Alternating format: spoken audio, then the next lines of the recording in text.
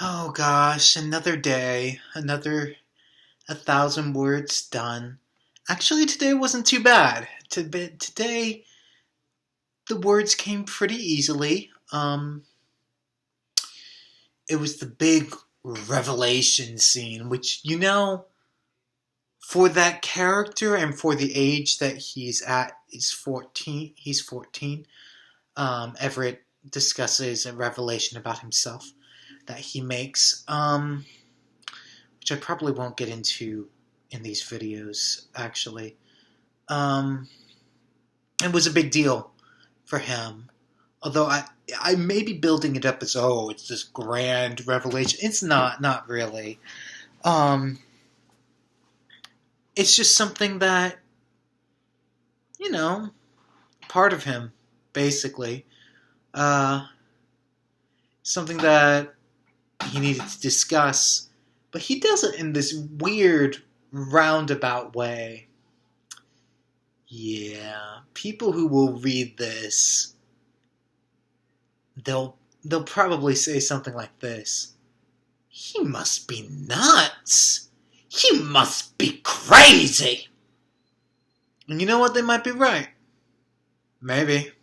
But, yeah. There's. I'll make this clear about this one scene. Everett has really weird. Uh, he has really weird thoughts about how he processes things and how he comes to revelations of truth. He believes a lot in different dimensions on Earth, and people get stuck there, and they speak to you through nature. And I go into quite a bit of detail about his thought process on that. Now, I'm writing this right. I'm like, ooh, this is fascinating.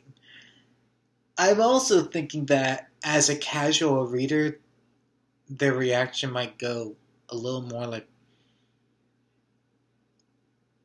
oh man. There might be some people that actually have these views that might end up reading this as well. I don't know. I don't know anyone that quite has Everett's views on things. I know I've talked about this before in this video series of my writing process on this, but it got even weirder today. It really did. Um, yeah, Everett. Oh man, Everett's a special character. He's a special sort of guy. Um, yeah, it's just he's really unique. I usually have that one unique character in every story. For Fallen Leaves, the teen drama, the coming of age story blog that I run, that unique character is Lyra. And Everett's a little bit more clearly defined than Lyra is in Fallen Leaves right now, but that's because the nature of this type of story is you spend a little bit more time with it because it's longer and it's more planned out, it's more mapped out than something like Fallen Leaves needs to be. Fallen Leaves is fine the way it is, but I couldn't do that same format, that same model for. Oh gosh, forgive me. I couldn't do that same model for a full length novel. I just couldn't do that. Yeah, I don't know. I was really happy with the scene. The scene was 1,035 words, and that's something I will mention. Making scenes at least 1,000, if not like 1,700. No, 1,700 words. It becomes easier and easier as time has gone on. I kind of know these characters better. I know how to write them.